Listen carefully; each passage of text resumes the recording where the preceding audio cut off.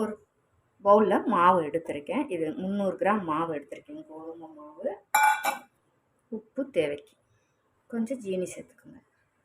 இப்போ இதை நல்லா கலந்து விட்டுங்க. சீனி சேர்த்துக்கிட்டிங்களாக்கா உங்களுக்கு நல்லா சப்பாத்தி போடும்போது நல்லா ஒரு கலராக வரும். சுட்டு எடுக்கும்போதே உங்களுக்கு தெரியும், ஒரு மெரூன் கலரில் நல்லா பார்க்குறக்கே உங்களுக்கு சப்பாத்தி நல்லா. அதுக்காகத்தான் நம்ம சீனி சேர்க்குறது. இப்போ ஒரு 2 ஸ்பூன் அளவுக்கு எண்ணெய் சூடாக்கியிருக்கேன், சேர்த்துக்கோங்க. இந்த மாதிரி எண்ணெய் சூடாக்கி சேர்க்கும்போது உங்களுக்கு சப்பாத்தி ராத்திரி ஆனாலும் காலையில் போட்டாலும் சாயந்தரம் நீங்கள் சாப்பிட்டாலும் நல்லா சாஃப்டாக இருக்கும், ஹார்டாக இல்லாமல். அதே மாதிரி நீங்கள் ராத்திரி போட்டாலும் மறுநாளும் சாஃப்டாக இருக்கும். அதுக்காகத்தான் நம்ம எண்ணெய் சூடாக்கி சேர்க்குறது. நம்ம சுடும்போது கூட தடவி சுட்டுக்கலாம், எண்ணெய் ஊற்றி சுட வேண்டாம். இதில் ஊற்றுறதே நமக்கு எண்ணெய் போதும். சப்பாத்தி நான் இன்றைக்கி செய்கிற மெத்தடில் செய்யுங்க. சாயந்தரம் வரைக்கும் உங்களுக்கு சப்பாத்தி நல்லா சாஃப்டாக இருக்கும் சாப்பிட்றதுக்கு. வயசானவங்க கூட சாப்பிடலாம். இப்போ தண்ணியுமே கொஞ்சம் கைப்பு இருக்கிற அளவுக்கு வெது வெதுப்பான சுடு தண்ணி நீங்கள் சேர்த்துக்கணும். எண்ணெய் சூடாக்கி சேர்க்கும்போது தண்ணி நல்லா வெது வெதுன்னு சூடாக்கி சேர்த்து பிசைஞ்சு பார்த்துட்டு எனக்கு எப்படின்னு கமெண்டில் சொல்லுங்கள், சப்பாத்தி எப்படி இருந்துச்சுன்னு உங்களுக்கு. அதே மாதிரி வீடியோ சேனலு இந்த ரெசிபி பிடிச்சிருந்தாலும் எல்லா ரெசிபியும் போய் பாருங்கள். பிடிச்சிருந்த சேனலை சப்போர்ட்டு பண்ணுங்கள் அக்காவுக்கு. இப்போ இதே நம்ம சப்பாத்தி மாவு பதத்துக்கு பிசைஞ்சு எடுத்துக்கிடலாம்.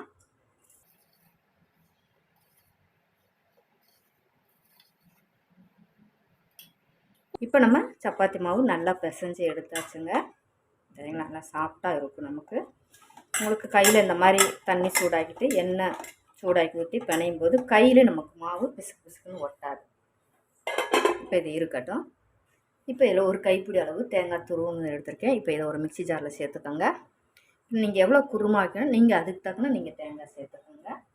இப்போ இதில் ஒரு துண்டு அளவுக்கு இஞ்சி, ஒரு 5-6 பல் பூண்டு,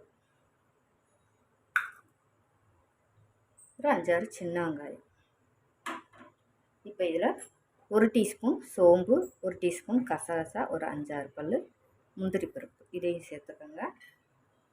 உங்களுக்கு இது இல்லைன்னா பொட்டுக்கடலை கூட நீங்கள் சேர்த்துக்கோங்க, முந்திரி பருப்பு இல்லைன்னா, அதனால ஒன்றும் இல்லை. இப்போ இதை நம்ம நைஸாக அரைச்சி எடுத்துக்கலாம். இப்போ தேங்காய் அரைச்சி எடுத்தாச்சு. ஒரு குக்கர் ஸ்டவ் ஆன் பண்ணி இப்போ குக்கர் வச்சுருக்கேன். இப்போ குக்கரில் ஒரு 4 ஸ்பூன் அளவுக்கு எண்ணெய் சேர்த்துக்கோங்க. குருமானாலே நமக்கு கல்பாசி, 2 ஏலக்காய், பட்டை, கிராம்பு, அன்னாச்சி பூ சேர்த்துக்கோங்க. கல்பாசி சேர்த்துக்கோங்க குருமாவுக்கு. அப்போ தான் நமக்கு அந்த குருமாவுடைய நமக்கு டேஸ்ட் எடுத்து கொடுக்கும். கொஞ்சமாக வெங்காயம்,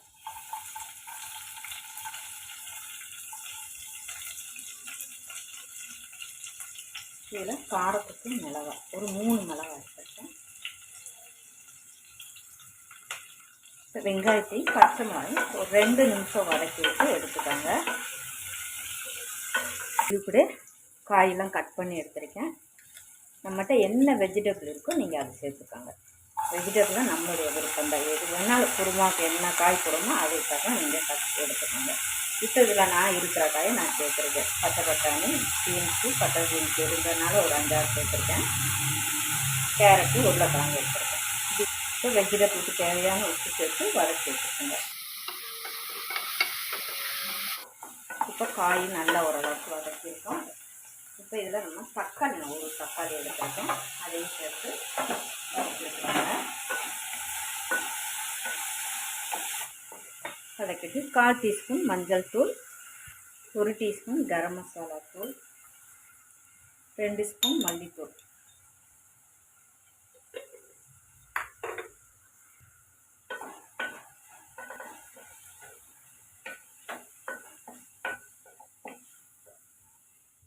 இப்போ இதில் நம்ம அரைச்ச தேங்காய் பேஸ்ட்டை சேர்த்துக்கோங்க. கொஞ்சம் அந்த மிக்ஸி கழுவுன தண்ணியும் சேர்த்துக்கோங்க. இப்போ தண்ணி சேர்த்தாச்சு. இப்போ நம்ம குருமாவுக்கு எவ்வளோ தண்ணி வேணுமோ அந்த அளவுக்கு நம்ம எடுத்துக்கிட்டால் போதும். இப்போ காயெல்லாம் சேர்த்துட்டு வதக்கும் போது நம்ம உப்பு போட்டிருக்கோம். இப்போ நம்ம தேங்காயெல்லாம் அரைச்சி நல்லா தண்ணியில் சேர்த்துக்கல. இப்போ உப்பு கொஞ்சம் செக் பண்ணிவிட்டு சேர்த்துக்கோங்க, ஒரே தான் சேர்க்காதீங்க. இப்போ நம்ம ப்ரெஷர் போட்டு விசில் விட்டு எடுத்துக்கோங்க. நம்ம காயெல்லாம் பொடியாக நறுக்கி போட்டதுனால ஒரு விசில் விட்டு எடுத்துக்கோங்க. இப்போ நான் உங்கள் குக்கர் அனுசரித்து 1 இல்லைன்னா 2 அவ்வளோதான். விசில் வரட்டும். இப்போ தோசைக்கல்லும் சூடாயிடுச்சு. லைட்டாக எண்ணெய் தடவிக்கிட்டாலே போதும், ரொம்ப வேண்டாம். போட்டவுடனே திருப்பாதீங்க. இப்போ இந்த சைடும் திருப்பி போட்டுக்கோங்க.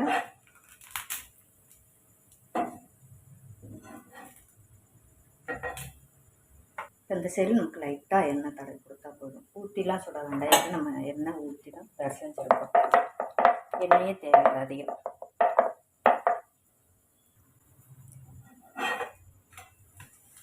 சொன்னால் பார்த்தீங்களா, சீனி சேர்த்தா இந்த மாதிரி கலராக வரும். நமக்கு சப்பாத்தி பார்க்கவே நல்லாயிருக்கும்.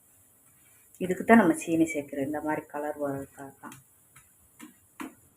இப்போ நம்ம சப்பாத்தி ரெடி ஆகிடுச்சு. இப்போ எடுத்துக்கலாம். அடுத்த சப்பாத்தியும் போட்டுக்கலாம். அதே போல் இந்த சைடு நம்ம திருப்பி போட்டுக்கலாம்.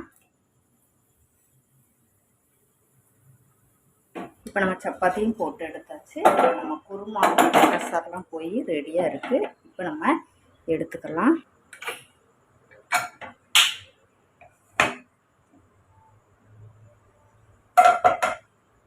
ஸ்டவ் ஆன் பண்ணி ஏற்றி வச்சுக்கோங்க. இப்போ நல்லா கலந்து விட்டுக்கலாம். பார்த்தாலே உங்களுக்கு தெரியும், நல்லா எண்ணெயெல்லாம் தெளிஞ்சு நல்லாயிருக்கு. ஹை ஃப்ளேமில் வச்சுட்டு ஒரு 2 நிமிஷம் நம்ம கொதிக்க விட்டு எடுத்துக்கலாம், குக்கரில் இருந்ததுனால. இப்போ நம்ம போட்ட பொருள் உரப்பெல்லாம் கரெக்டாக இருக்கான்னு பார்த்துக்கலாம். உப்பு எல்லாம் கரெக்டாக இருக்கான்னு செக் பண்ணிக்கோங்க. அருமையாக இருக்குங்க.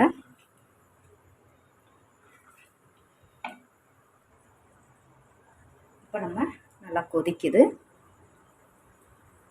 இப்போ இதில் கொஞ்சமாக நம்ம மல்லியில் சேர்த்துக்கலாம். அவ்வளோதாங்க, அருமையான வெஜிடபிள் குருமா ரெடி ஆயிடுச்சு. இப்போ நம்ம ஸ்டவ் ஆஃப் பண்ணிக்கலாம். இந்த அளவுக்குனாலும் நமக்கு குருமா வேணும். ஸ்டவ் ஆஃப் பண்ணிக்கோங்க. ஆஃப் பண்ணிவிட்டு இதில் 1 ஸ்பூன் அளவுக்கு இறக்க போகும்போது நெய் சேர்த்துக்கோங்க.